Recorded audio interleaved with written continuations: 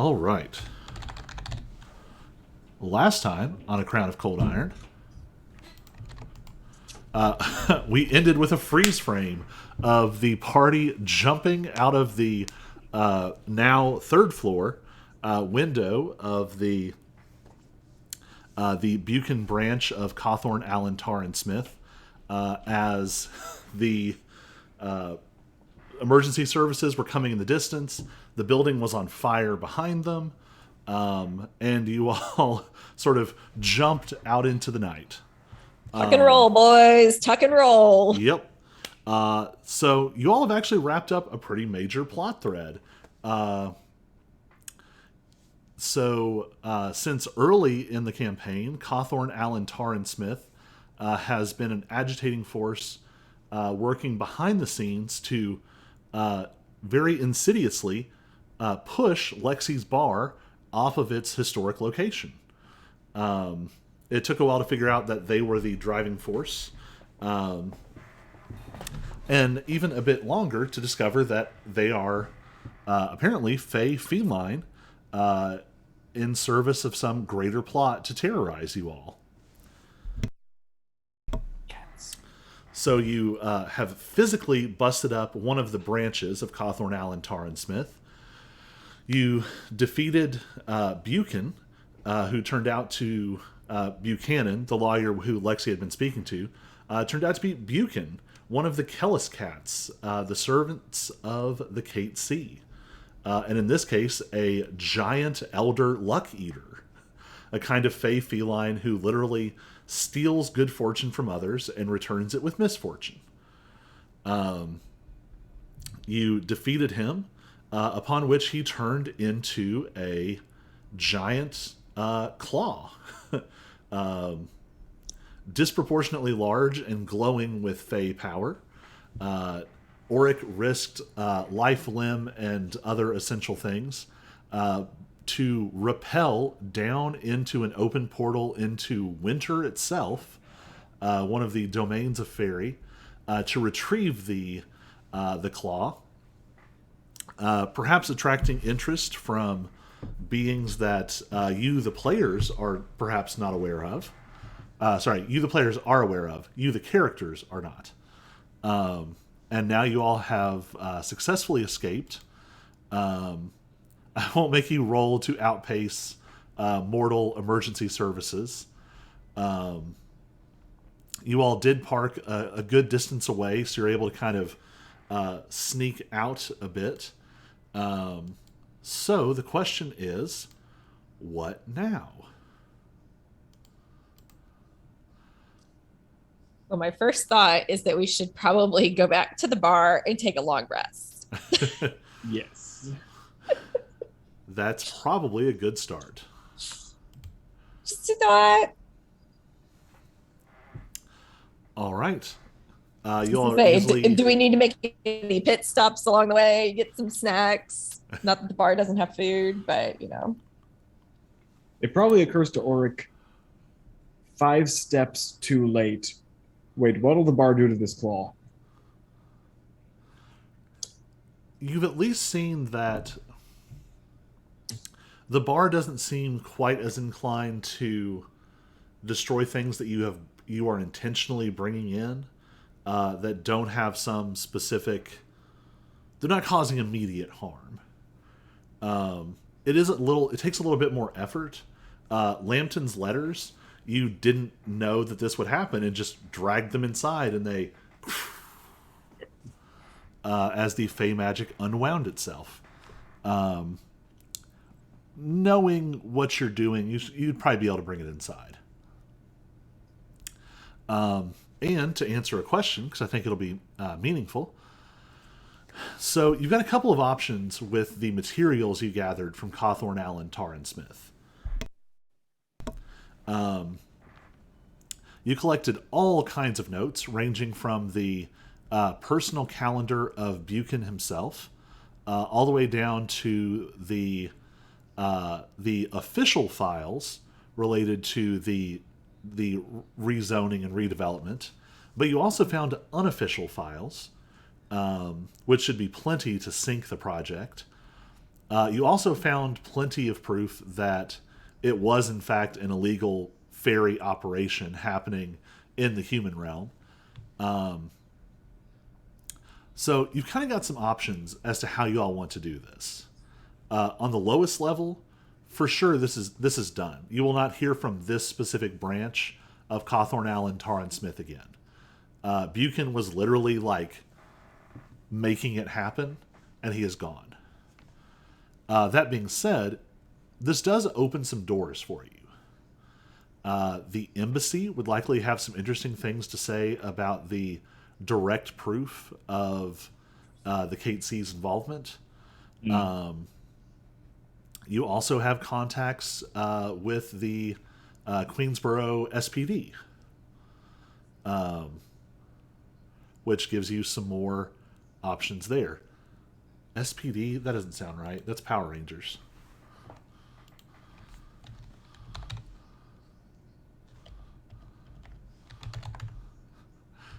Got my acronyms wrong here. SCU. Special Crimes Unit, not Space Patrol Delta. So you do have contacts. Yeah, it's very similar. This would be the perfect campaign to have a talking, dog-headed chief of police. His name McGruff. But that is not the case. You know that Lieutenant Davis is sort of out of reach. But you all have run into I guess he's now Captain Avery, having finally been officially promoted. Now, Cyrus has been impersonating him on several occasions, which could be interesting. But yeah, so if you were to pursue it, you might be able to draw additional gains from it, or perhaps put more pressure on the opposition. But you all do also have a very full plate. So it's sort of up to you all what you'd like to pursue.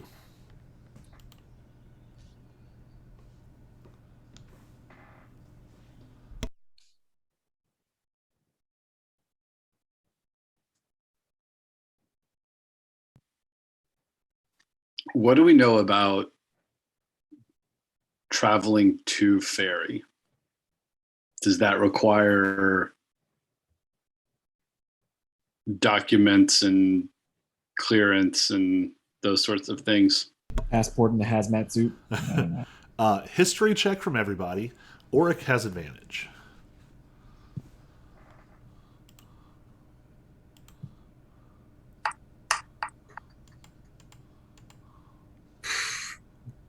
I rolled an 8. With advantage, either a 16 or a 17. Well, that checks out. 9. All right. This sort of tracks. So, Auric, you actually went through some of this yourself. So you would be able to tell the group at least a little bit about this. Officially, there is one way in and out of ferry, between ferry and the human world.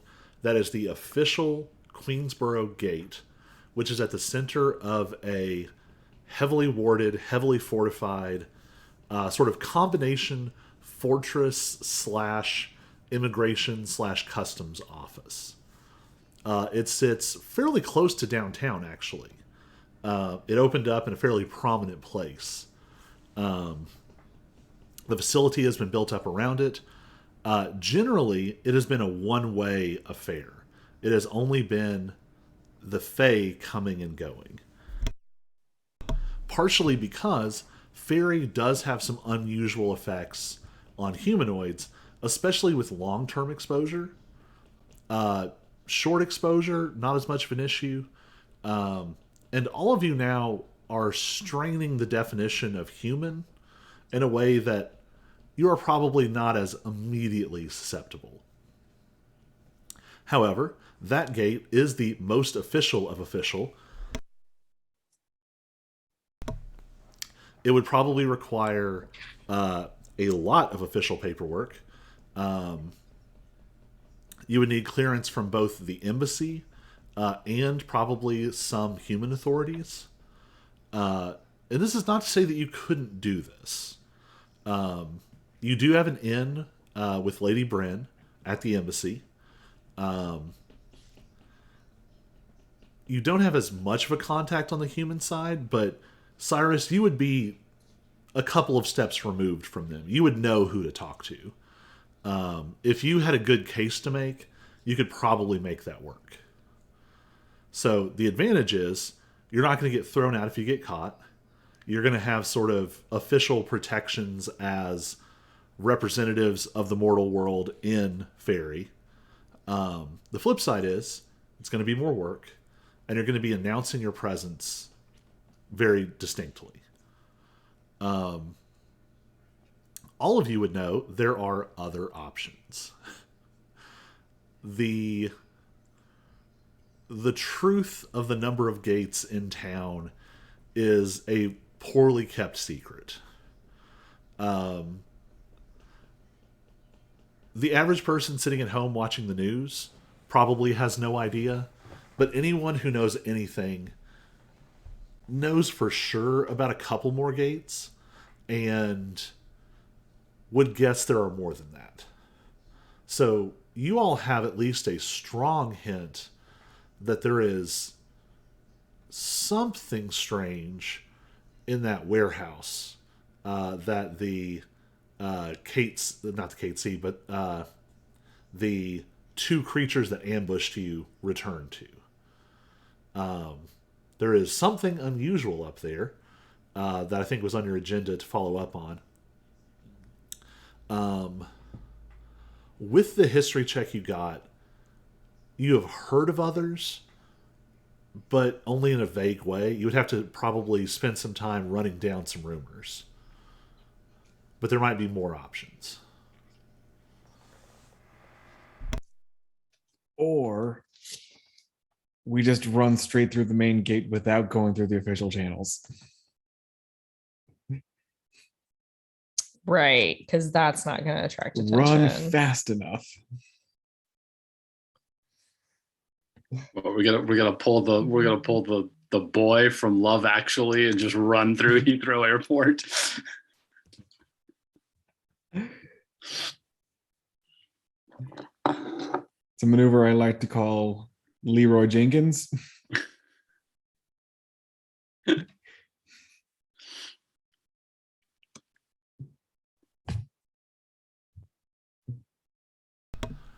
So you do have some options there.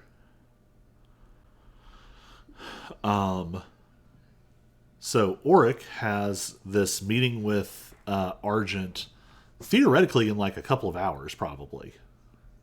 Probably. Now, your communication did go poorly, for sure. Running down your list here. Oh, that is another factor, too. The portals don't all exit to the same place. So the portal you take might drop you closer or further from where you're trying to go.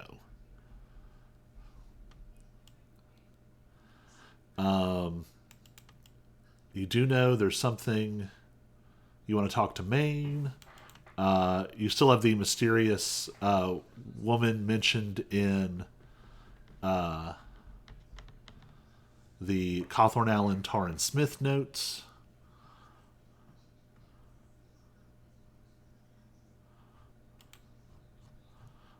Yeah. So what do y'all want to do first?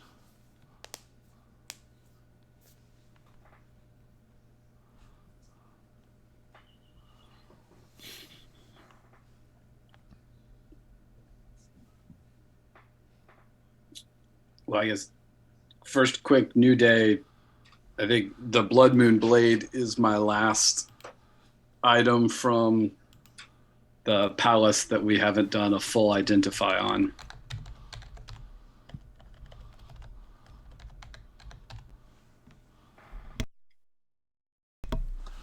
All right. There we go. I was like, I know I have notes on this.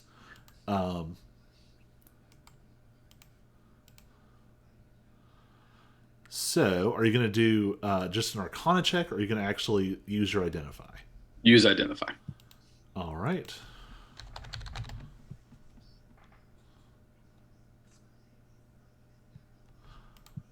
All right. Where are you going to do your identifying? Uh, just upstairs and loose at the vault. All right. Where we do all the identifying. Okay. So, using the focus of your Arcanist magnifying glass, you begin to cast the Identify spell. One thing you have found with these older, more sort of powerful, unique weapons is the Identify spells are not as much about like spitting out an item card, and there's almost more of an experiential quality to them. Like when you identified the Faithlane torch, you had impressions of a sort of burning wood deep in the heart of Fairy. The Blood Moon Blade is a little bit different. One of the things you notice immediately is that this is of human make. And specifically, this is of Blackthorn make. By now, you all just sort of recognize. We've been around enough. Yeah, you recognize some of the hallmarks, and specifically of the ancient Blackthorn, like the Blackthorn. Go ahead and give me an Arcana check with advantage.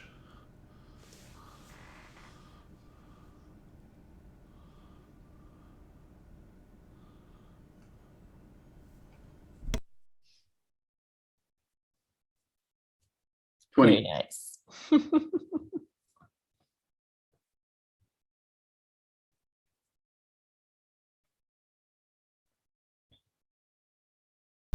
All right.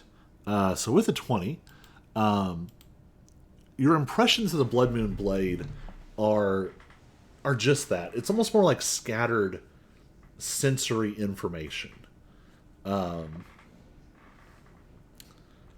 There, the most overpowering aspect of the blade is actually it's a smell so powerful, so heavy on the air that it just sort of washes everything else out. And it's right at that place where the sort of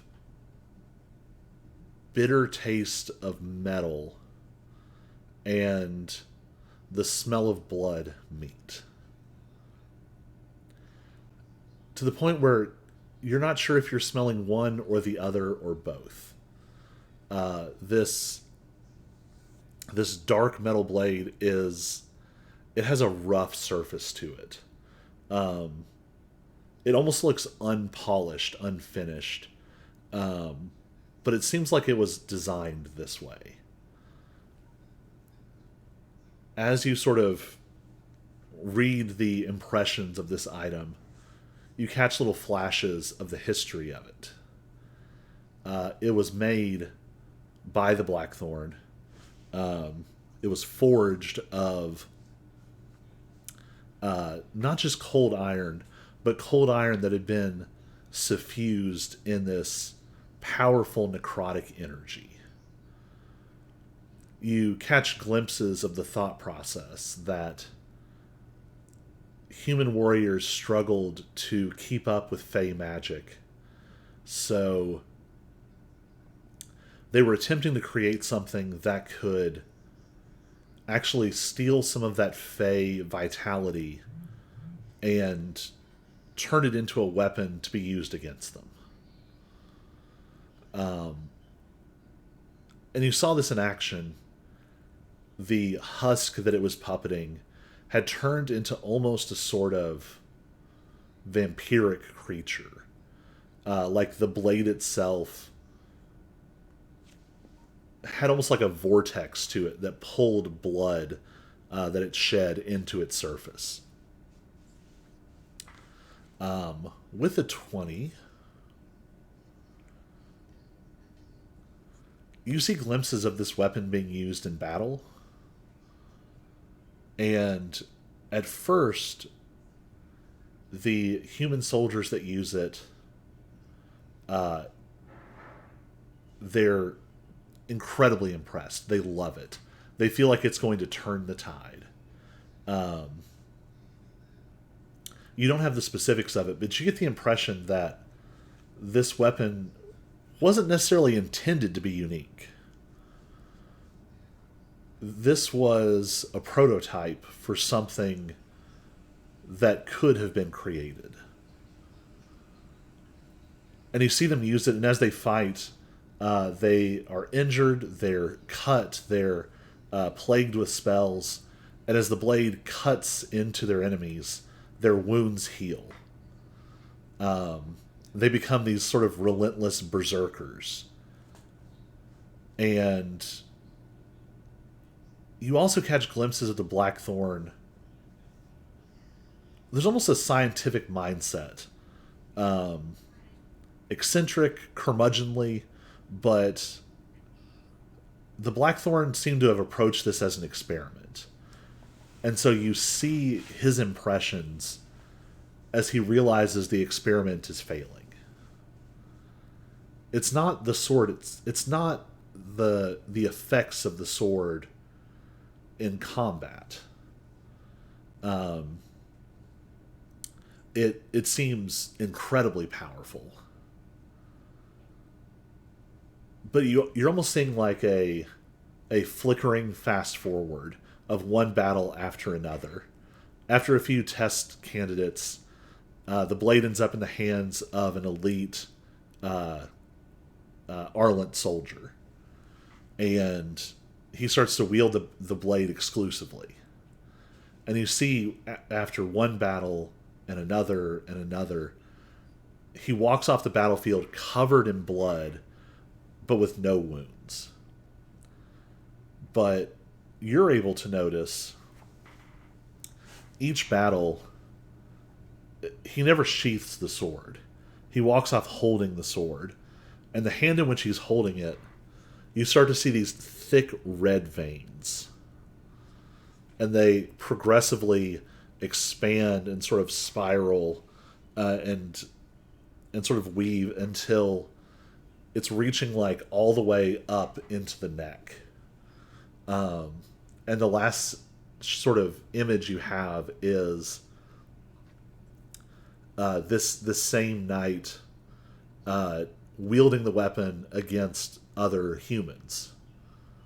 And there is a pile of dead humans around this knight before finally you catch a glimpse of a sort of pale, thin man who looks like he's maybe in his, it could be late 20s, mid 30s, sort of jet black hair, wearing this surprisingly delicate looking black spiked crown.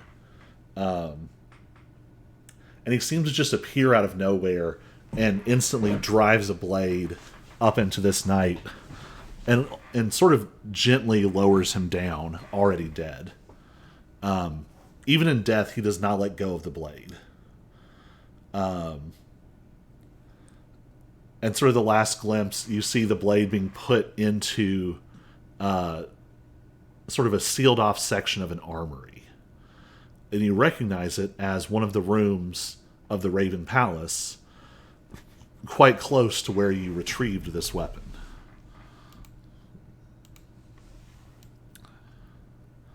So I don't have this in D&D Beyond yet, so I'll send it in the Facebook message. So short answer, don't use it.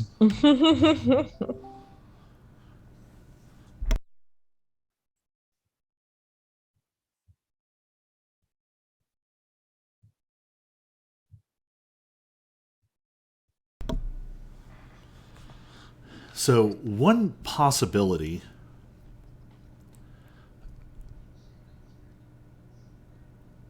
this weapon was put away for being too dangerous, but these weapons can always be altered. It's just a question of power and knowledge and resources. So just because there is an issue with it now doesn't mean it has to stay that way. So basically, like, the idea is that this curse could have been placed on it later in its life. Or the other way around. Or the other way around. Okay. We could get the first off of it. Kathy. Shiny. Yeah, it is very possible that a skilled expert might be able to adjust the magic of the blade such that the effects of the curse are weakened. Okay. And this is true of several of the items. Several of the items that you found, it's possible that they could be adjusted.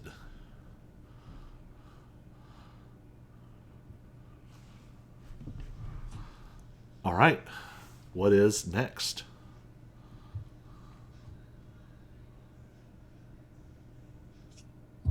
I think while Cyrus is identifying, I'm just playing with the giant cat claw.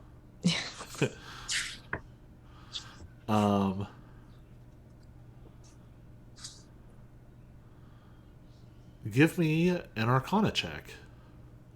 Dun, dun, dun. 6. It was a 2 on the Wow. die.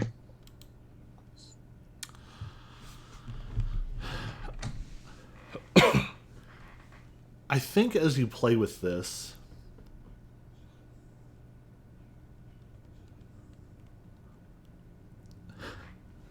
you experience something you've experienced before. Oh no. It's, Oh no. You don't even know exactly when the transition happens. You're sitting Lord there, love. you're examining the claw. How is Auric playing with the claw? Oh, he's probably tossing it back and forth in his hands or something like that. Scratching at the very tip. I was kind of imagining it. like using it like this, like Or using it to scratch his back.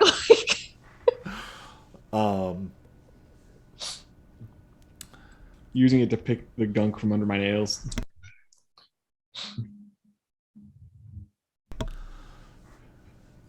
So actually, I think that's perfect. As you are sort of picking with it, your hand slips just the tiniest bit, and the claw draws just like a tiny little droplet of blood from between your scales.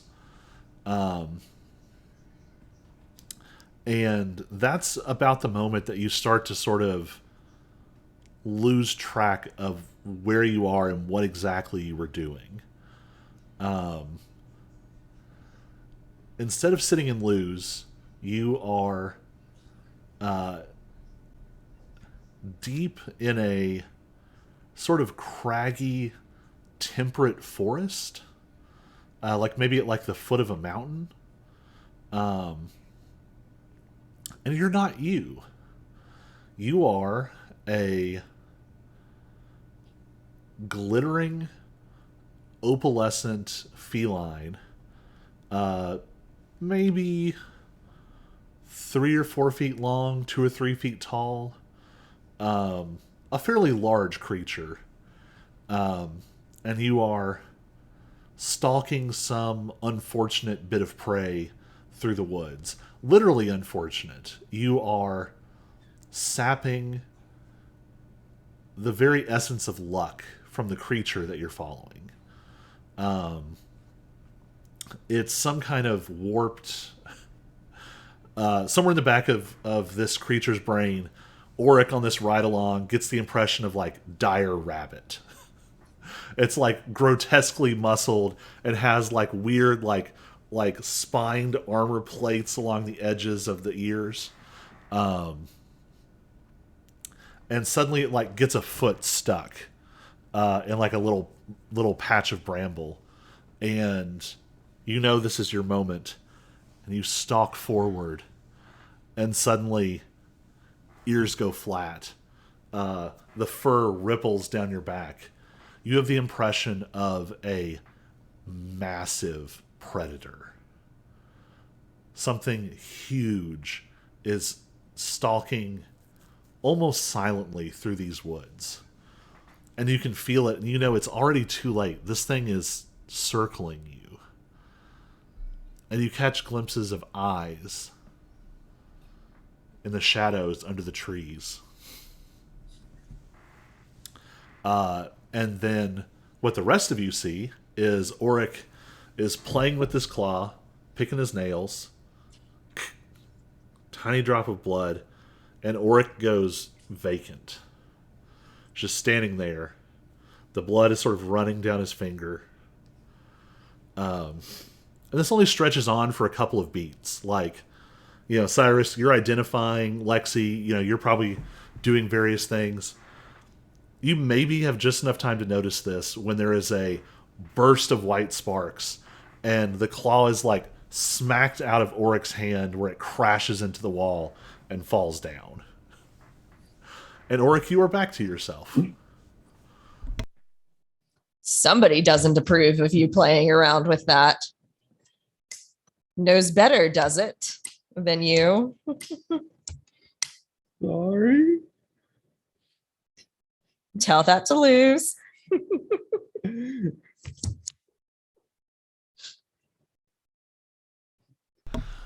Just trying to protect you. I'm assuming it was Luz, but it could have been someone else.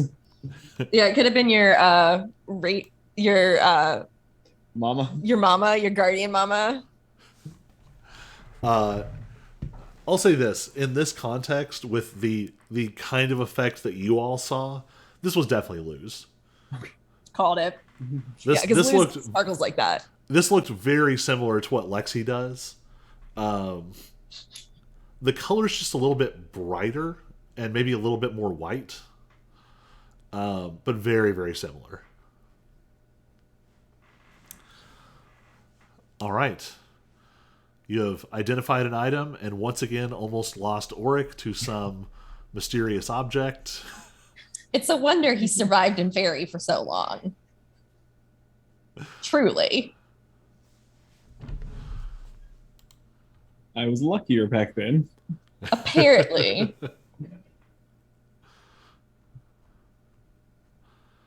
All right. What's next? Naps. Maps. So you've had your full rest. Mm. I suppose I should be heading to the park. I would recommend we take the evidence to the embassy. You know, get in some of their good graces a little bit, and also I just feel like if we tell the human authorities that there is super powerful Fae trespassing, that's not going to ease tensions. Yeah, I was kind of thinking that we'd take this to the Fae Embassy, to Lady Bren. Yeah.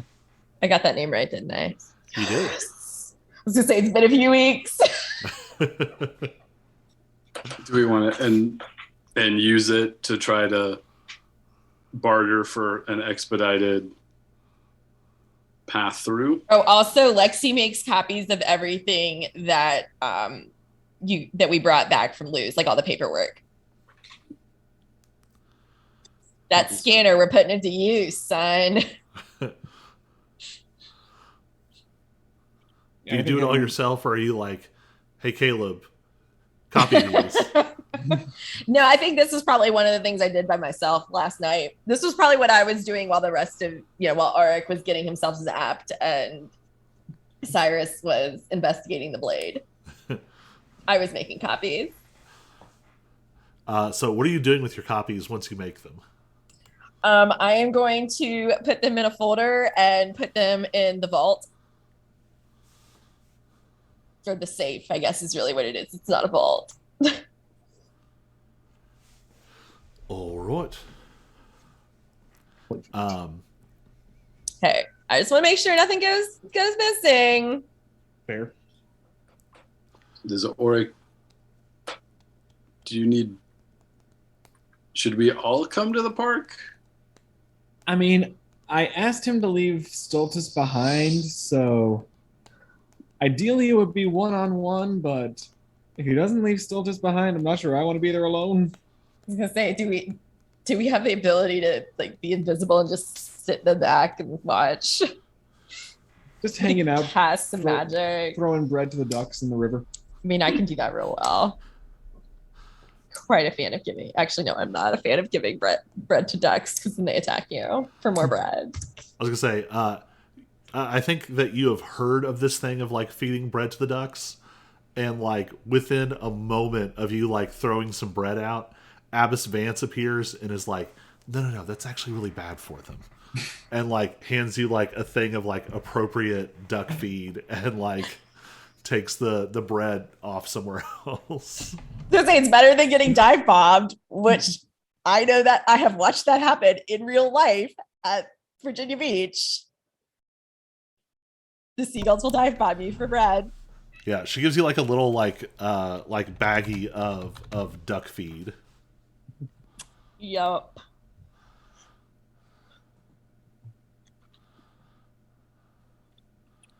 Which I can't tell what's actually supposed to be in here. Looks like seeds of various kinds. Corn Probably. base. Maybe some freeze-dried worms. Features high protein, carbohydrates, and fats that waterfowl need. But a duck loves bread, but he does not have the ability to buy it. I had to Thank edit you, that. Mitch. I had to edit that a little bit so it flowed better. So yeah,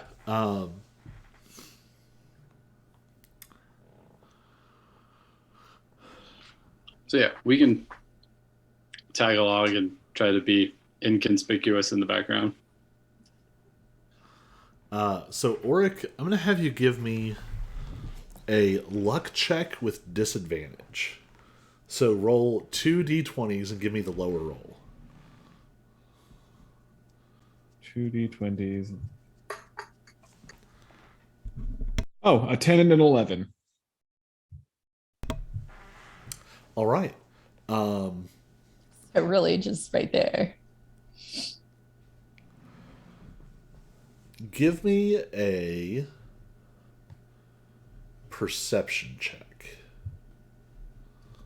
Oh, good. I have a +0 perception. 4. Oh, I got distracted earlier. Did you say the river or the lake? The river. Okay, good. Yeah. So you're on the edge of the Vance River here. And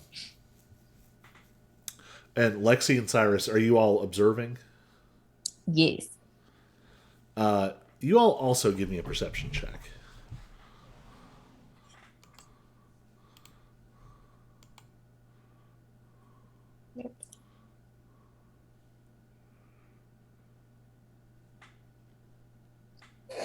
Oh, you liar. You were not on that. Cocked little liar. 10. 6. So this is one of those moments where something happens and you all don't see it. You wait for a while, and nothing specific seems to happen. Well, given that he was still rambling his screed, apparently can't count to 25 for the message spell. Greed? Yes. Okay. I'm not totally surprised he didn't show. I'm a little disappointed, but I'm not surprised. He's at the lake. He might be at the lake. Oh well. Yeah. I was just trying to clear the air, so I guess we'll just try our best to stay out of their way and hope that we don't fight them again. Hope he doesn't report you.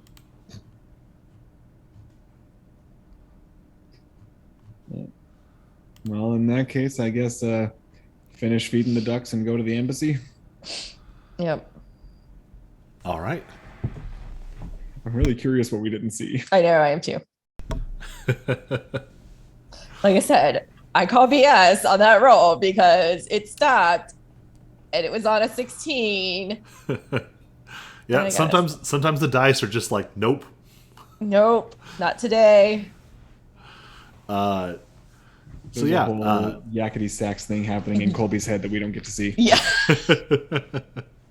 I mean, this is sort of the downside. Like you know, big monsters have very like obvious, sort of cinematic things they're doing.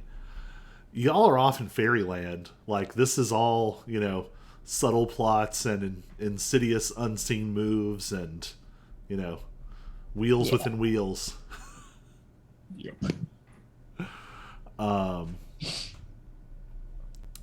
Yeah, so you get to have a nice chat with Abbess Vance.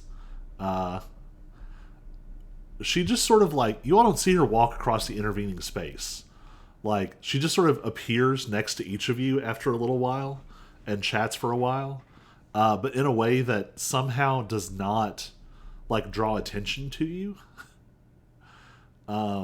She rolled a nat 20 on her perception check. She rolls all the nat 20s in this particular spot. That is the whole thing about being a religious figure of her tradition, is that in her domain, she always knows everything. But on the flip side, you do find yourselves feeling a little bit better. That's just talking to her has that effect. Yep.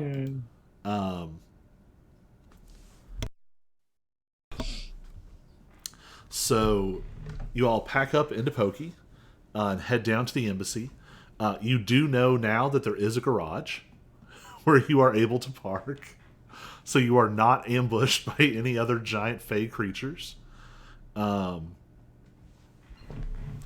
So you are able to pretty easily make your way in.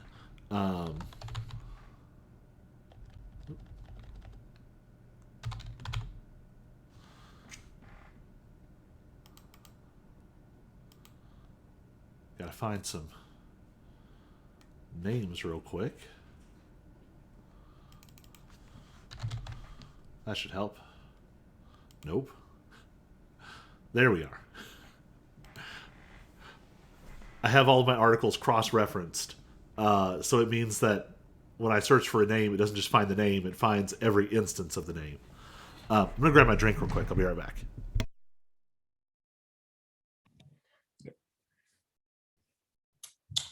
Come here. Maisie.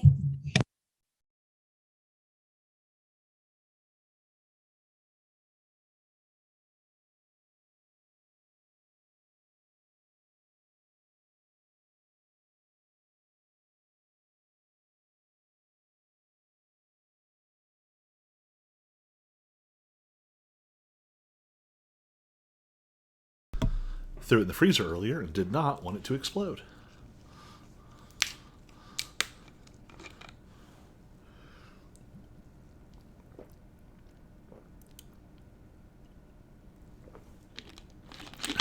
All right. So you all are welcomed by Moontree, the the tiny sprite who is also the administrator for the embassy. She sort of brings you all in a back way. Sort of the front area is much more... Touristy. Yeah, that's the best way to put it. You're led through sort of like what's clearly like an employee's entrance. And it brings you right around into the hallway that connects to Leon and Bryn's offices. Leon seems to be out. We won't go through too much of the specifics, but Bryn is furious. Like, she was already ticked off. She was pretty sure this was happening after you all talked to her about it. But seeing the evidence in front of her, there is a crackling in the air. Auric, you've seen this a few times, like a lot of powerful summer fae. You know, like if a powerful winter fae gets angry, especially one of like the classic nobles, the temperature plummets. You start to see ice. You might start to see snow. When summer nobles get angry, you tend to get lightning and thunder, and you start to like hear this low rumbling of thunder, sort of rolling through the room, almost like the space is open, and there's a storm rolling in the distance. She is furious, and she is going to cause some severe trouble with this information. Is there anything else y'all would like to add or ask her?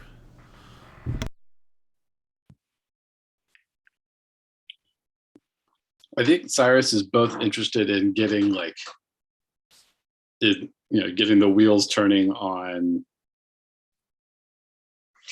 going through. Although he would prefer not to say who they're going after in great detail, especially to her. This is the other downside that I should have highlighted more. It is going to raise a lot of questions. I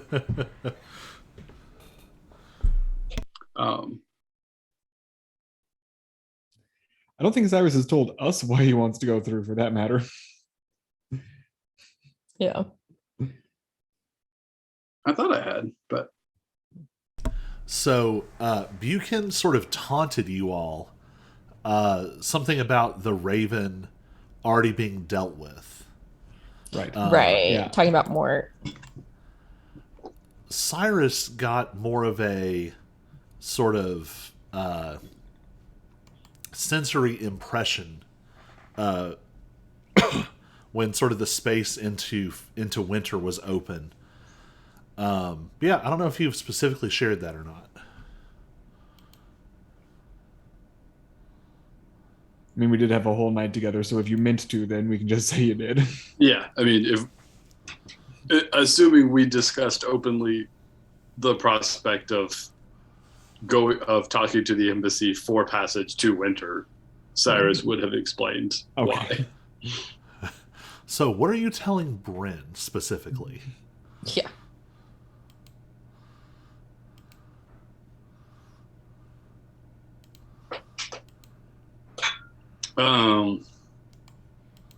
We could honestly tie it to the investigation into the trafficking, and it wouldn't be a lie. It's true. That's true. Yeah, because I was also wondering about just getting like official permission / cover to go after the warehouse, and so to say, we want to go visit, we want to go target this site, and then potentially head into winter to find out what's happening on the ferry side with whatever's happening there. Mm-hmm.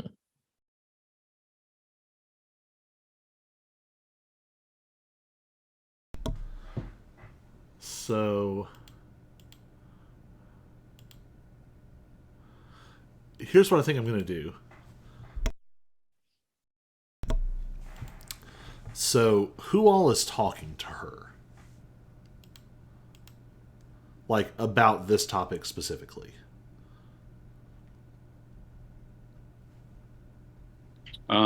Cyrus is probably definitely talking about the warehouse, knowing that he had some of the direct knowledge from like being able to track one of the cats with the magic item. I forget what my sword's called, but with ill omen. So he's definitely talking about wanting to trace that as far as it goes, including a potential look into fairy.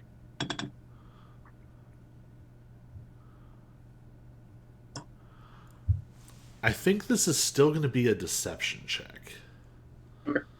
This is sort of classic lie of omission. Like, and you know that you're doing it because the information might be alarming to her. So, Oh, there was my 16 to 6. So still at 13, but all right, this is going to be intense because Bryn is. How do I put this? Bryn is very insightful.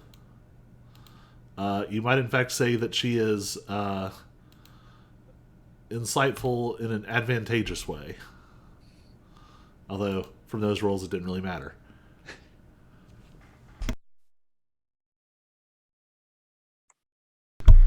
Okay, so now, give me a group persuasion check.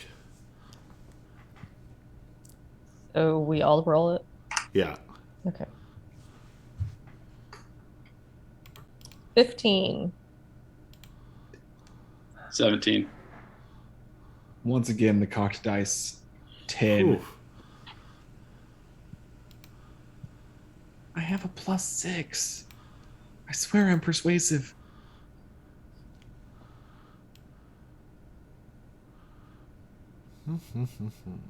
Oh. It's a little after the fact, but there is an element on your magic item that does allow you to spend sorcery points for advantage on a charisma skill check. Oh.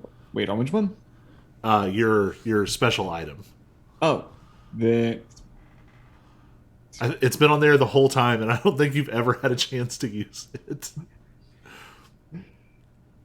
I will use a sorcery point to gain advantage. There we go. How's a 24 look? That looks much better. All right, so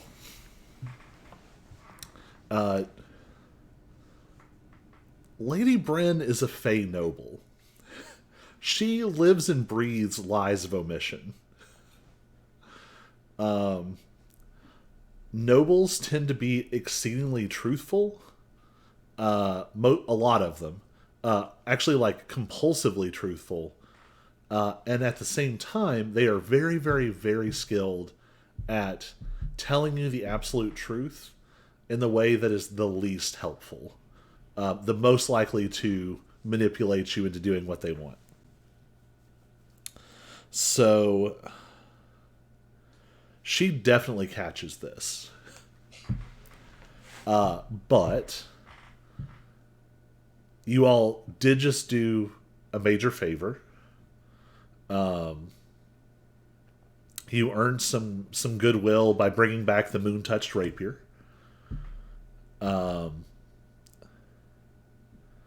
So she stops and sort of considers you all for a minute.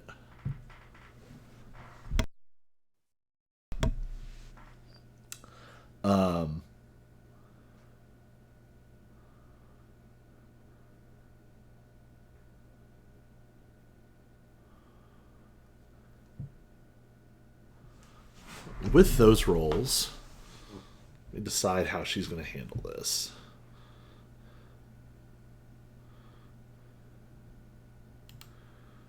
So here's what I'll say. I'll give you a choice.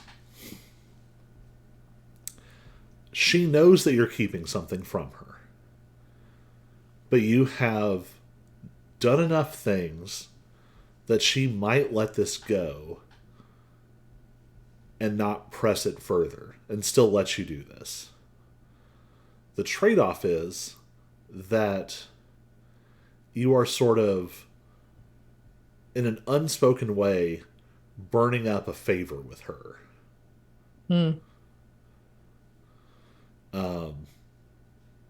This is going to take a good chunk of your contribution off the table, because this would be really putting herself out there, because she's going to have to, like, actively fight to make this happen. The flip side is, if you were to tell her, you could potentially retain this goodwill, but you run the risk of an unknown response to who and what Mort is. Mm-hmm.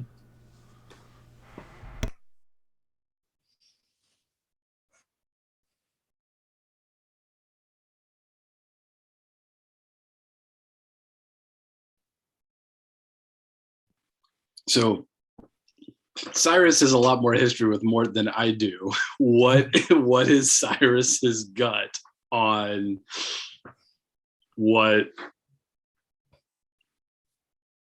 how Mort would feel about being on the Fae embassy Radar. So there's a couple of competing things happening. On the one hand,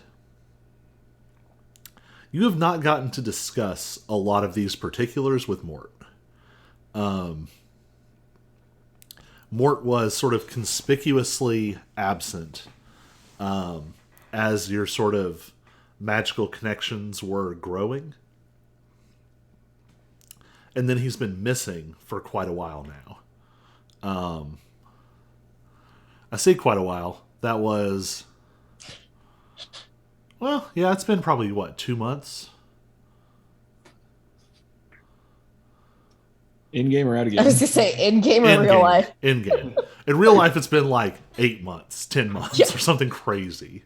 Yeah.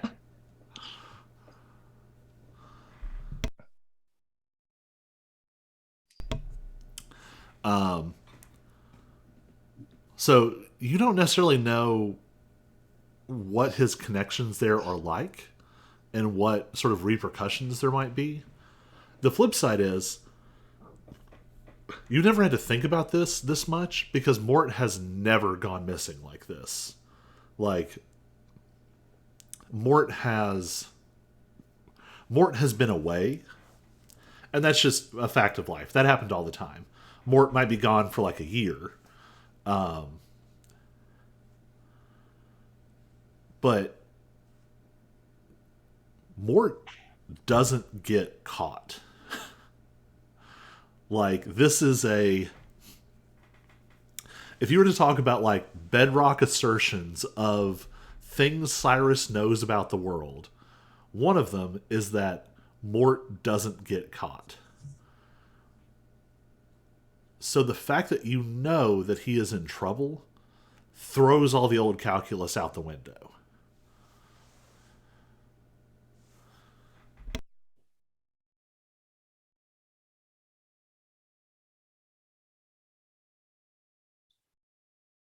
There's a part of me that wants to say, since Mort is Cyrus's connection, Cyrus is the one to make the call. But Auric would be the one who has greater familiarity with the world of the Fae. And I believe, based on what I recall, I would not be willing to gamble that Lady Bryn would take the information lightly. What do you mean by that? I mean, Colby said it would be a gamble. We don't know what the response would be, but I would say the odds are not in our favor. Because he's Tuatha. Yeah. Okay. So like if she's So already telling her is a bad idea is what Auric is thinking. Yes. Okay. Auric's inclination is, do we want to tell the associate ambassador that we're going to look for our ally, the shark from Jaws? Yeah, it's definitely the question of like, is she already aware of him? Yeah. If she's already aware of him, it's the odds of the odds of her reaction being bad, I think, go down. Right. Right. But if she doesn't know who he is, and we're like, oh yeah, we're going to Winter to rescue this ancient Fey enemy, she's gonna be Yeah. I mean, meanwhile, Lexi is, more thinking in terms of Lexi doesn't know a ton about Fey relations. So, to her, this is somebody who matters to us, who has, thrown as Colby said, thrown the calculations out the window. If Mort is missing, which should not be possible, then this is a really serious situation. And would Lady Bryn understand that? Right. That yes, this man might be, or this being might be a mortal enemy, but clearly we are working with things that are outside of the norm. Yeah, outside of the norm, that are bigger than that. And sometimes the enemy of my enemy is my friend. Human logic. Just saying, given, because the Kate C are Fae, right? Yes. And it seems like they're causing a lot of trouble for Lady Bryn and for Mort both. And so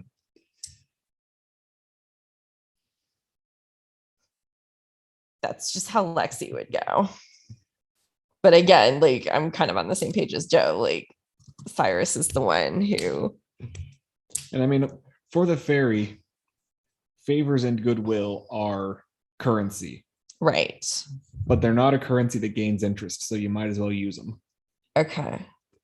So we would be burning a lot of favors and goodwill to convince her to help us with this, no questions asked. Okay. But what else would we be planning on using them for? Right. Yeah. Yeah, I guess the only last thing now I'm concerned is like, if knowing Mort doesn't get caught, like, do we need to be above board so that we can maybe get backup, extra firepower, or yeah, we need a Fey extraction team as like on speed dial. Yeah. The SWAT team. Yeah. Because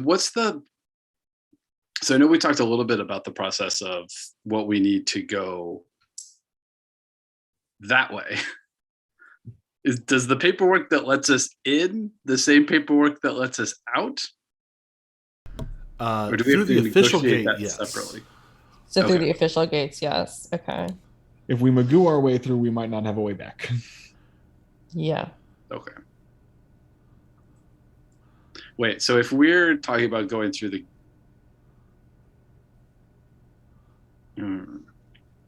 So if you magooed your way in and you officially go back, we make sure the paperwork says that I'm allowed back to this side again. Okay. Just didn't know if they were going to see your paperwork and be like, hey, you're not supposed to be on this side. Get back in here and don't leave again. So. The other alternative is,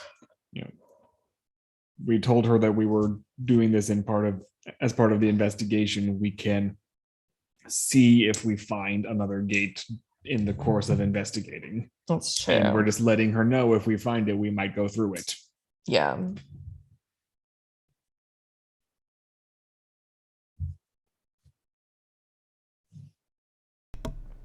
I'll just throw this out there. I think both Cyrus and Auric would probably have this impression. And Lexi, you'd at least be vaguely aware of it.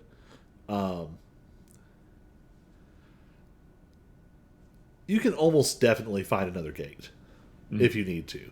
It might cost you something. But, in a way, this is costing you something too. But, there's a very good chance that one of your sources will pull up something on another gate.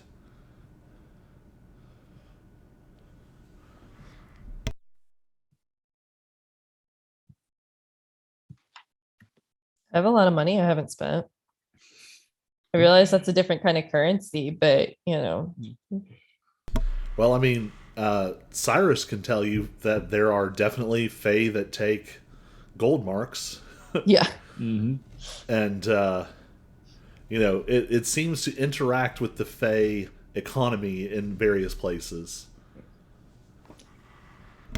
And I think if if our plan is instead to just ask Lady Bryn to look the other way if we go through, as opposed to asking her to help us get through, that would be burning less favors and goodwill. You're also assuming that only the Fae can get you there. Good point. I do have a girlfriend at a magic school. You do. We also have connections to the police. We also have police connections.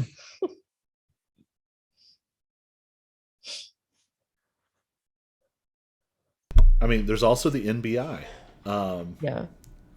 You know, they might have access to a portal. They would certainly be very likely to know of portals. Yeah. Mm-hmm.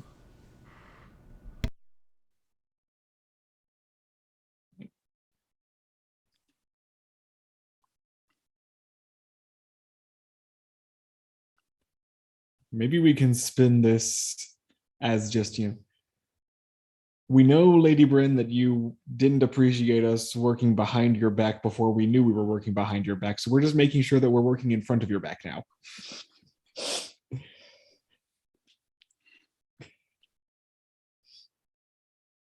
That's one way to put it. I doubt we would earn more goodwill that way, but we would maybe not spend goodwill. Yeah. Right. Yeah, it kind of feels like at this point, maybe we've told you what we know. We're telling you our next step of the warehouse. Yeah. Yeah. We will follow up. We're going to leave all the goodwill on the table and just not touch it right now. Yeah. Yeah. Unless you have a pressing reason, i.e., something that will kill us, for why we shouldn't do this, we're going to do this. Yeah.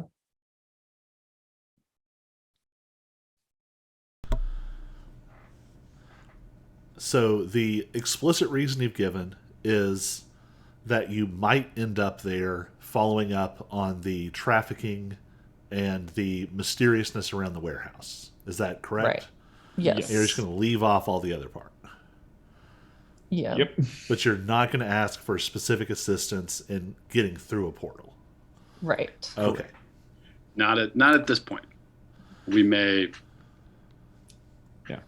If it comes to it, we might ask later for assistance in clearing records, but I'm not even going to put that on the table yet because. And we might ask for help getting through if I think I'd be open about that. I think Cyrus would say we might come ask for help getting through if it's necessary. If it's necessary, yeah. And she conveys to you all that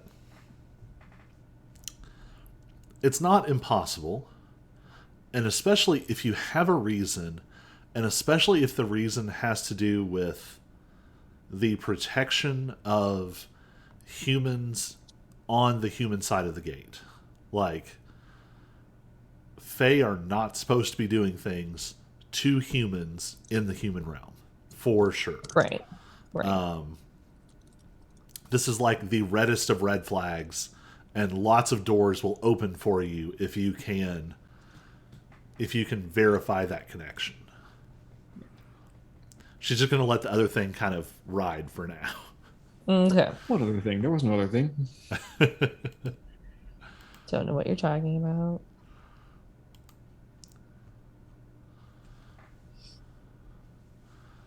All right. Anything else with Lady Bryn?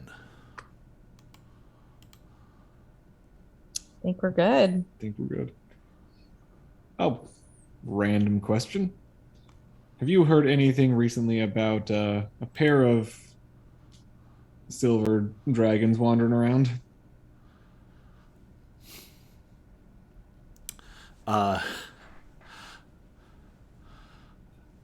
It seems like every time you all come into my office, it's just a sequence of startling and disturbing things.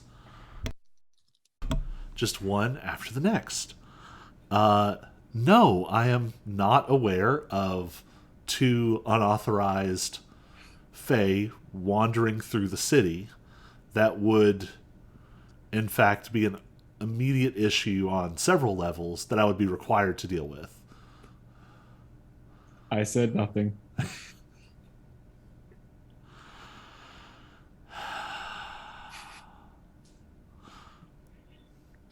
Oh, actually, Cyrus will take one stab in the dark.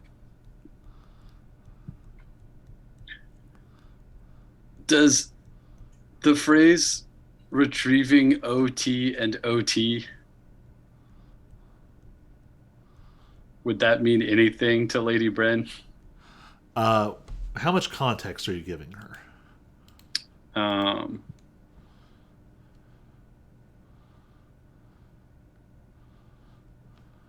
that this was something. I think Cyrus will. I think was this is something Cyrus found in the Kate C records, so he believes it's Kate C related.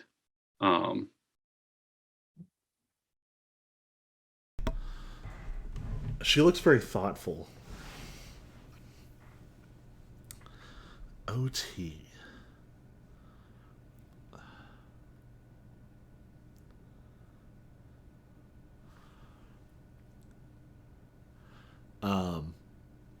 You all have all seen it enough now. You recognize it. You watch her bump up against one of those covered memories again. Mm. It seems like she maybe does know something about this.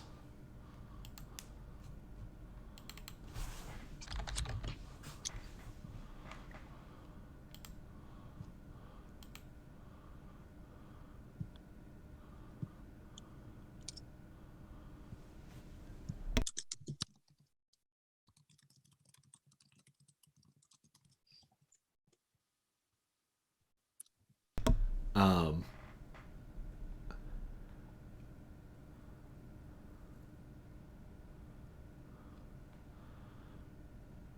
you see her sort of trail off again.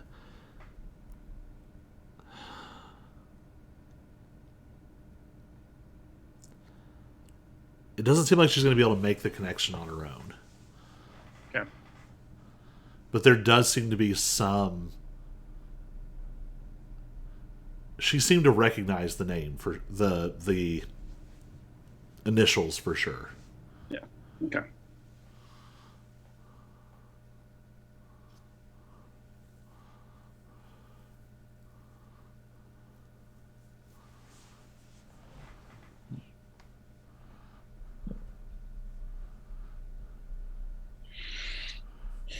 All right. More digging. Yep. I'll give you all this. All of you give me a history check.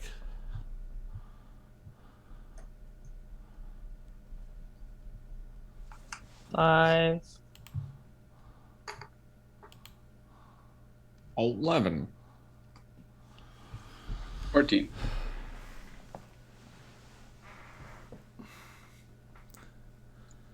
You've seen the memory that is sort of papered over here. The implication would be, unless there's more than one of them, that whatever she's associating with this with was in the vision that you all saw.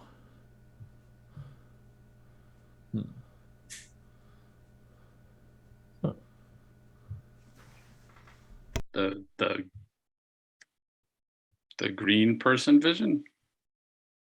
Yes. Okay. Remind me, John, what the phrasing was. We have secured OT and OT, something like that. No, it was G and BE talking about retrieving OT and OT from G. Retrieving. Okay. Okay, with a word like retrieving, I wouldn't think that OT would be, one of her colleagues there. Mm. Right.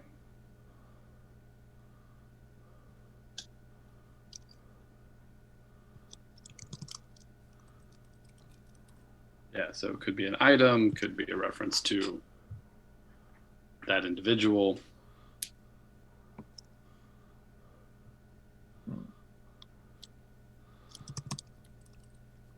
Y'all might have to do a real life history check and rewatch a previous session. We might. Might have to. Curiouser and curiouser.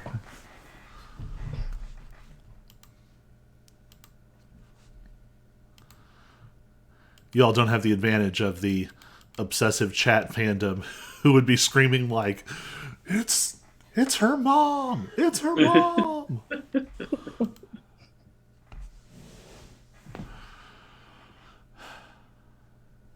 All right.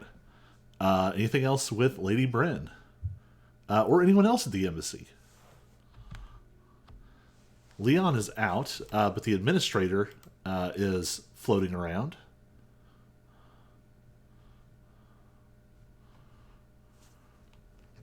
Dang, I was gonna arm wrestle Leon. That was gonna go over well, honey.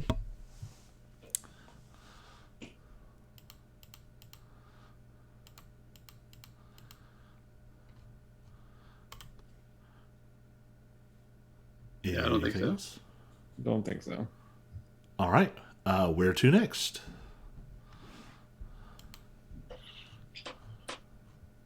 Well, it depends. Are we serious about investigating the warehouse, or was that just a cover? I mean, I think we were serious. Yeah, I think Cyrus is serious. Cyrus should probably also definitely drop a line to Alex about having a line on Mort Right. and need to discuss, may need transport. Yeah.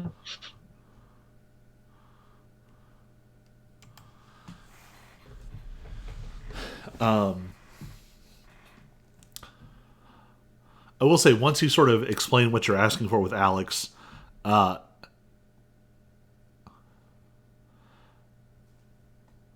Alex is probably going to overlap a lot with your NBI resources. Because Alex is not actually going to have any specific routes to Fairy. Right. Routes in either sense are ROOT or ROUT. Whoops. I really need to make an Alex stat block instead of a character sheet. I looked for them in my my NPC list, and I was like, "Why aren't they there?" That's why. Alex is going to make an investigation check. Only got a 14. With a 14, Alex is at least going to be able to tell you there are for sure multiple portals in Queensboro. Not knowing specifically where they're located, but knowing sort of more what they're for. There's at least 2 that have been used for smuggling. They might not be appropriate for humanoids, but that's at least how they've been used so far. Rumor has it that there is another one that it's almost more of a refugee border portal. It's folks who don't qualify to move through the official portal, but have urgent need to reach the human world.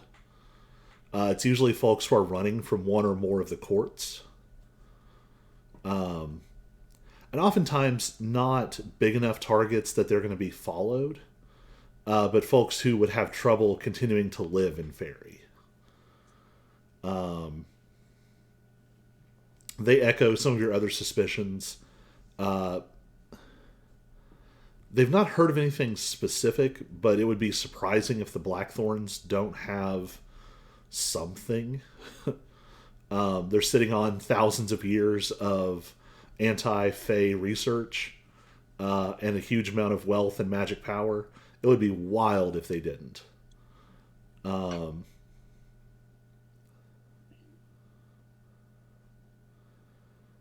Yeah, I mean, one way they sort of laugh and say, try asking the sketchiest people you know. That might turn something up. B. We need more healing potions anyway. Well, yeah. Y'all were going through them for a while. Yeah, son. Cyrus will probably ask Alex if they know if Mort is on the embassy's radar at all or not. Yeah.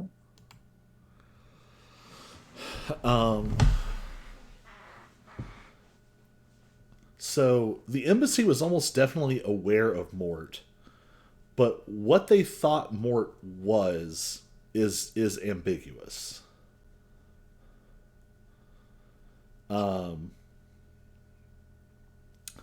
Because Mort is gonna have different reputations that don't necessarily overlap. Because Mort has been very careful, like changing personas and appearances and, the thought to be human operative of the NBI would be someone they're probably aware of. Especially since Mort tended to overlap somewhat with things that they would be connected to. Now, Mort the ancient Tuatha being probably was not on their radar. It might be more in the neighborhood of like, maybe like boogeyman kind of stories of like,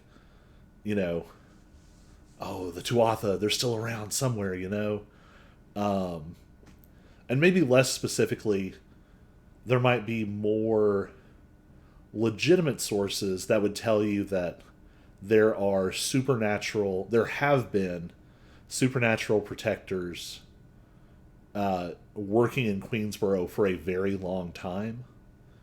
And so that might be the more reputable word on the street.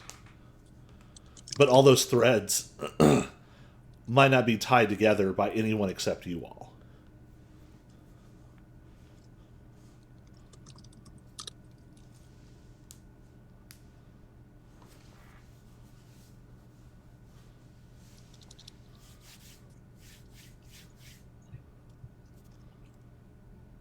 So what next?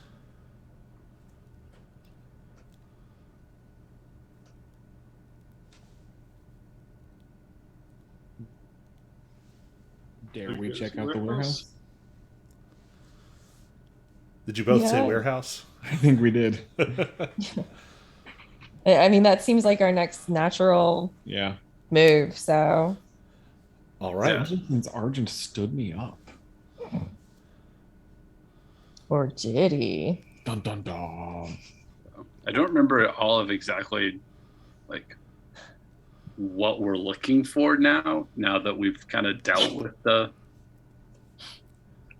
cats, although I know I've got the note that like we saw some of the folks who were at Banner and Norton's.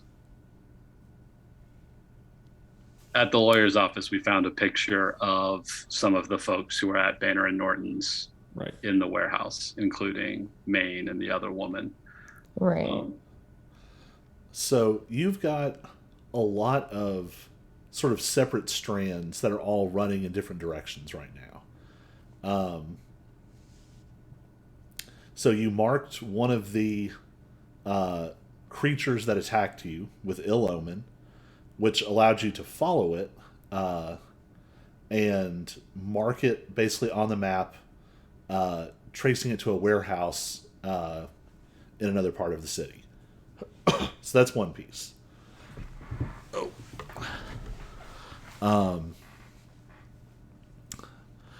When you researched the place, you found out that it had a connection to Cawthorn Allen Tarn Smith.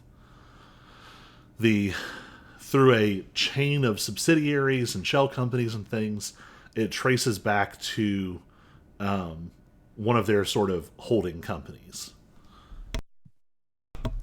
In the actual Cawthorn Allen Tarn Smith branch office you were in, you did find some surveillance and sort of private detective photography of that warehouse,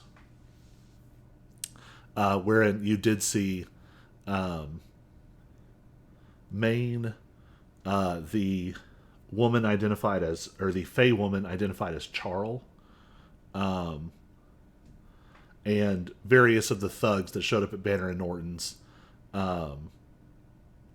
also were photographed there. And I'm trying to think if you had any other pieces. I think that's everything I had. Yeah.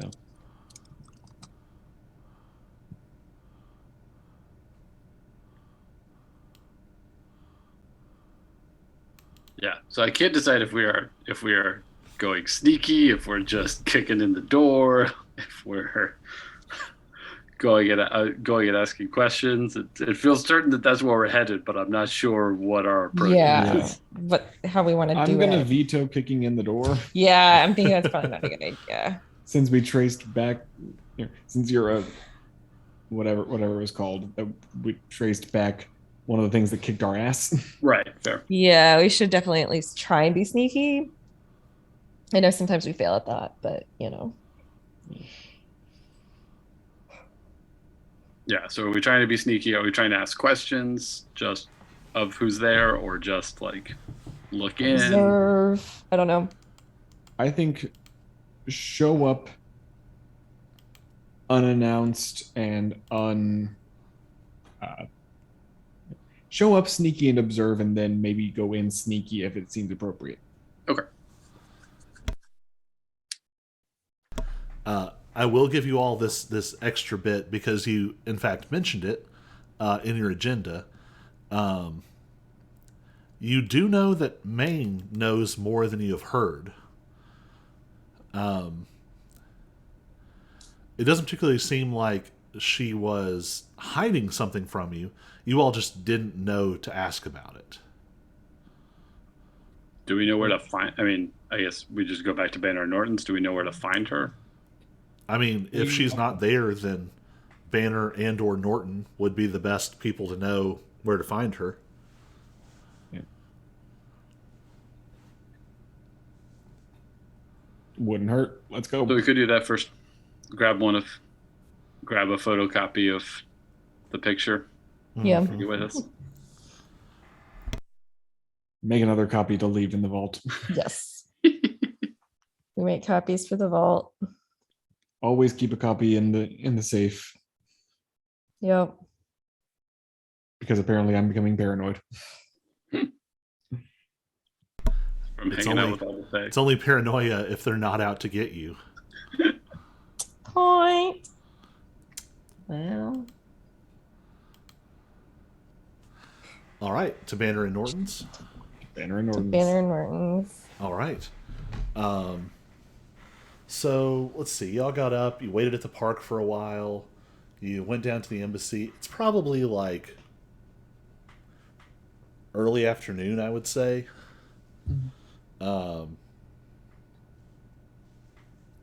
So there's not a ton of people there. But you roll up at Banner and Norton's. Lexi, you know both the sort of industry and Tyler specifically, to know that like there's probably somebody like working inside, stocking for tonight, cleaning things up. Yeah. You know, there might have been some people. Banner and Norton's isn't really a lunch place per se, but their evening is going to start pretty soon. Right. Are y'all just going to walk in? Yeah, I would say so. Sure. All right. Lexi first. Yeah, Lexi first. So as you walk in, oh man, what was his name? Hold on. Did he get a name? Let me go back to my Himbo Fight Night name list.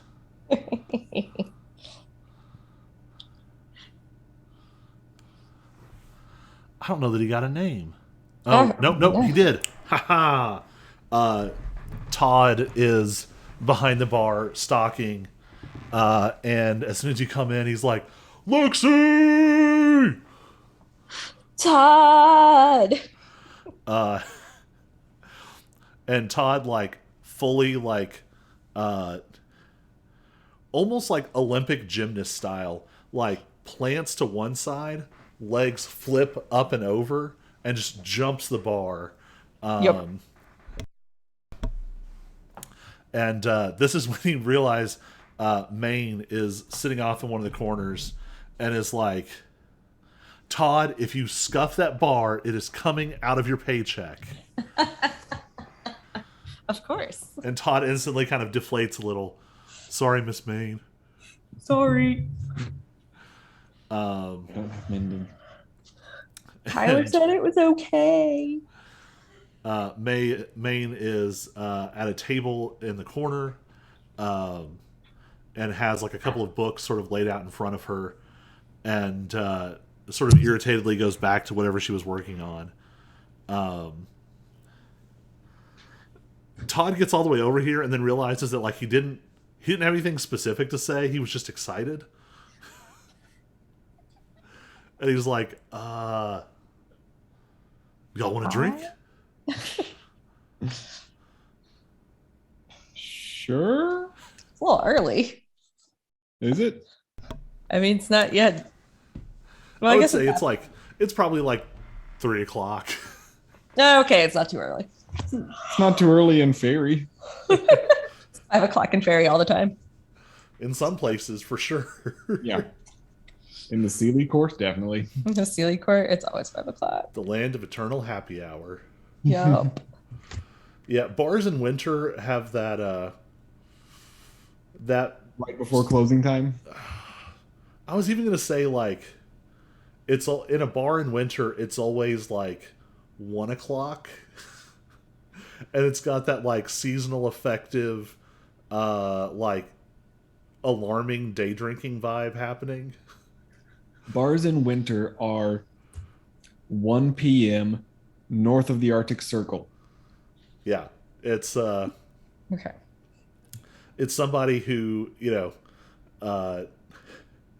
it's hard to tell if they're actually on a lunch break or what, because they've had like 4 very large beers in like the last 20 minutes and eaten like 2 potato skins, but they look like they should be heading back to work, but they never go, and they just like exude sadness and yeah. But that's not the vibe here. Todd is very excited. He whips up whatever is requested. And what do y'all want to do?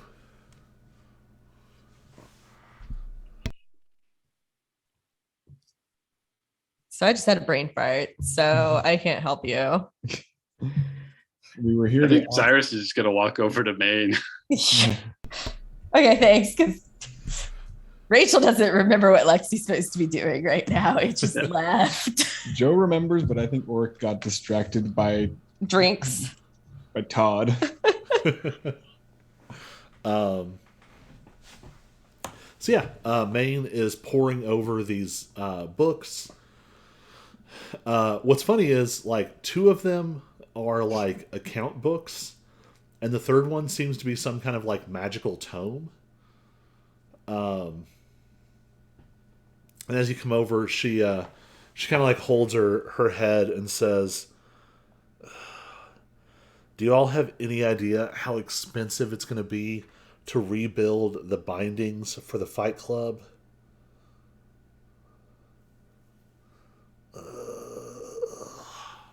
Can't say that I do. Fund me? It's expensive. And she's like flipping pages in the magic book, and you can see like there are some diagrams, there's some like runic circles and patterns. There's like long pages of like formulas, and But I'm hoping you can help us with something different. Sure, this is giving me a headache. And she just waves a hand, and all three books close themselves and stack up. We've been having trouble with cats in town recently. We've settled our trouble, but found your picture in the process. We'd like to know a little bit more about some of your friends. My picture? Yes. Do you have a copy? Cyrus will show it to her. She yells some expletives. Like, those. I am gonna skin somebody. Cat?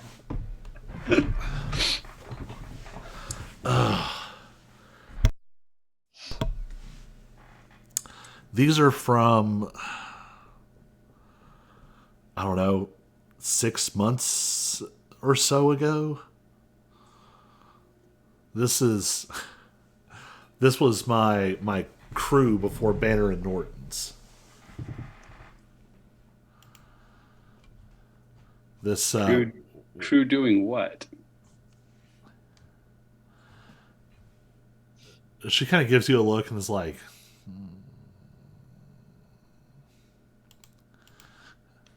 you all aren't like what do they call them here?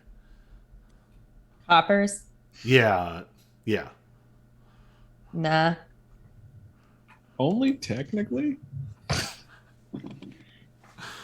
I run a bar. So Cyrus, I think Cyrus will just level with her. He said, one of the cats that cut me up real bad was hanging out here, and I want to know when I go in if I'm cracking his skull or all the skulls. So how much do you all know about the portals? I don't know. Not enough. Clearly. So portals are hard to build artificially. They take more power the less ideal the circumstances are. I don't know if I did that right. They take more power the less ideal the circumstances are. If you're strong enough, you can just blast a hole to wherever, whenever. But if you're that strong, you're a top 3 archfey or a deity or a cosmic archwizard. For everybody else, the only reasonable way to make portals is to coax along portals that already want to exist. So all the planes, not all of them, but a lot of them, used to fit together. There was all sorts of chaos. There was there was all of our stuff going on, but then there were elemental creatures and dragons. There were angels and devils and demons and far stranger things. And then it all broke apart. But before it broke apart, there were places that these worlds naturally joined. Some of them were so seamless that it might have just been one world to begin with.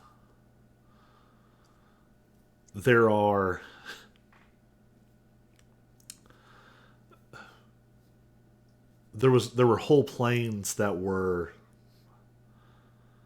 there are fey elves, but there's other kinds of elves too. And there was a whole realm of elves that we used to just be able to walk there. It was just another border. Same things with dwarves and orcs and even non-fey felines. Tabaxi and other things. And a lot of those worlds were even closer than, like, fairy. Fairy is at a bit of a remove. But even still, there were places where there were gaps. There were places of overlap, thin spots between the worlds. And when they were closer together, sometimes those thin spots were so thin that you could just walk through them. Natural, stable portals would just open. Or they would take almost no coaxing. A ring of mushrooms growing in the wrong spot could just open a portal. No magic, just the shape of some plants. I can't even imagine. A doorway sitting in an open field could open into another world. It's a little bit harder now, but those sorts of places still exist. They're still getting closer together faster. And some of us found one of those spots from the fairy side. And we figured out what it was. And I've always had a bit of a knack with magic of places. It's how I was able to make this happen. And she points off towards where the door used to be downstairs. And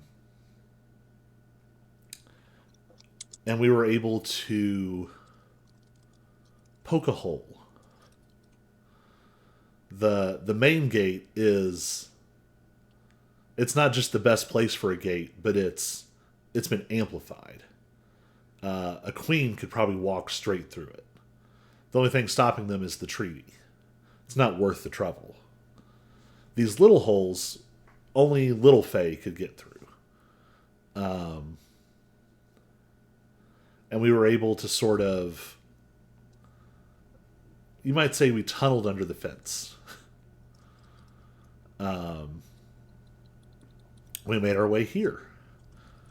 And we liked it. But we weren't supposed to be here. And so we had to do something to make ends meet. And there's a huge market for goods on the opposite side. You wouldn't believe it, but you imagine, and she kind of, you all are getting used to this weird look when people talk about humans, and then they look at you all and aren't quite sure where you qualify. Humans, love fae stuff, magic and illusions and enchantments and all those little things. And there are people who will pay a lot of money for it. What we also found out, though, is that a lot of fae freaking love human stuff. Yup.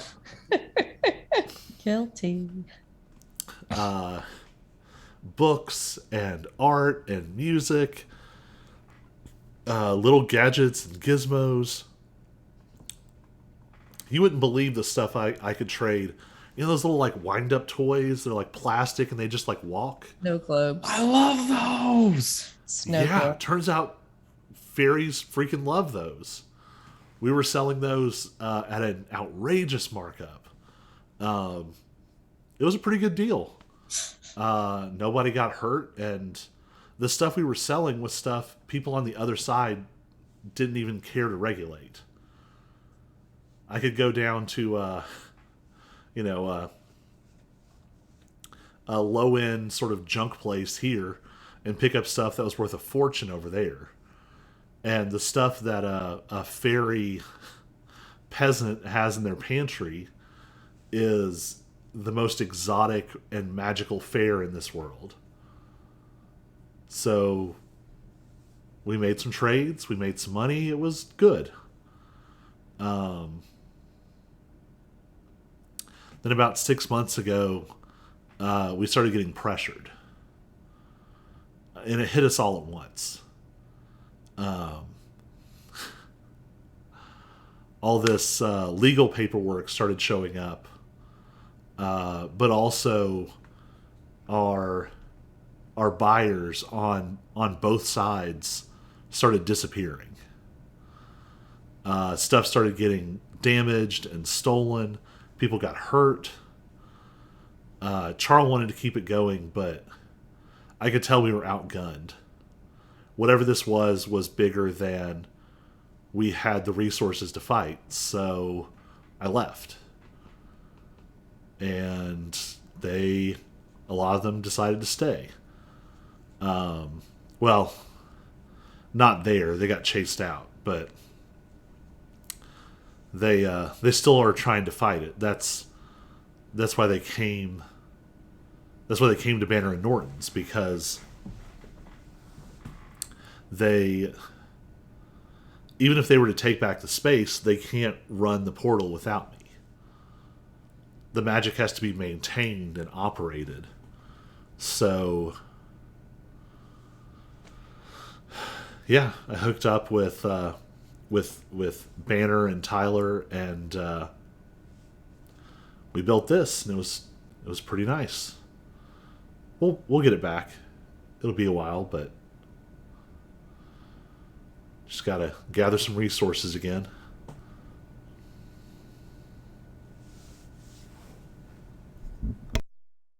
Who ran you out? Honestly, I'm not really sure. They made their point very well without having to show their faces. As soon as we realized how fast we were losing people, I was done. I mean, none of us are. Charles and I are the biggest fae in that whole group, and the two of us together probably couldn't beat Banner 2 versus 1. We're small fry with a few tricks.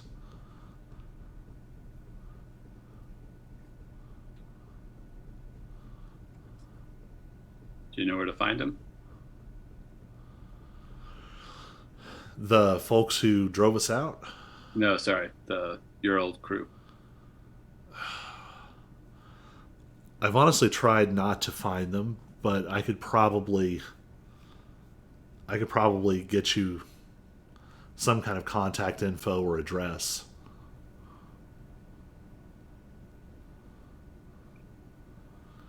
Charles doesn't want to seem to leave me alone in all this, so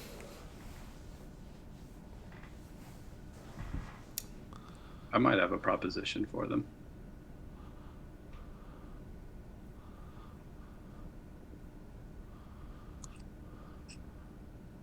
We might be able to come to a deal.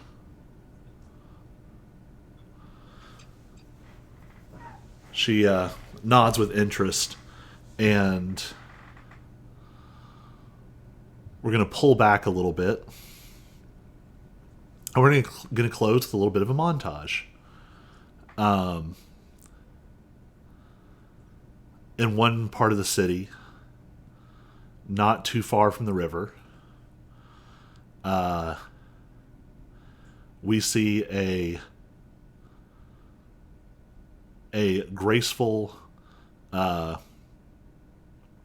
surprisingly delicate-looking elven woman with bright blonde hair, sort of staring pensively out over the river, and Abbess Vance comes up behind her and tries to speak a comforting word. And in an instant, the woman panics and doesn't just run away, but kicks off the ground, leaving a massive crater, and blasts away with an inhuman speed.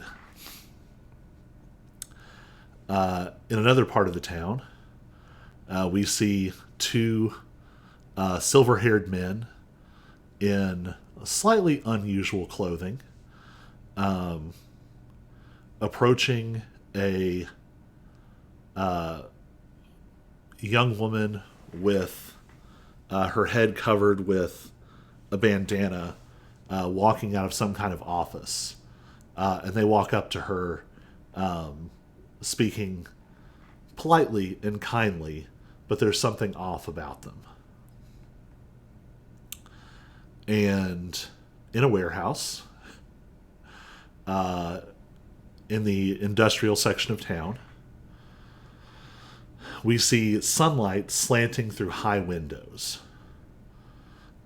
It is broken by shelves of crates and boxes, casting weird patterns of light and shadow across the floor.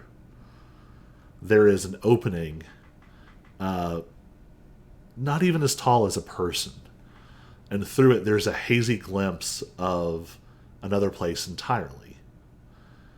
And between the shelves and between the light and the shadow, there are things moving unseen. And that's where we're going to stop for the week. We'll pick back up here next Monday.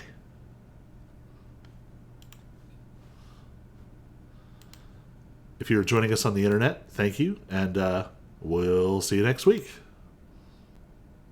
Recording stopped.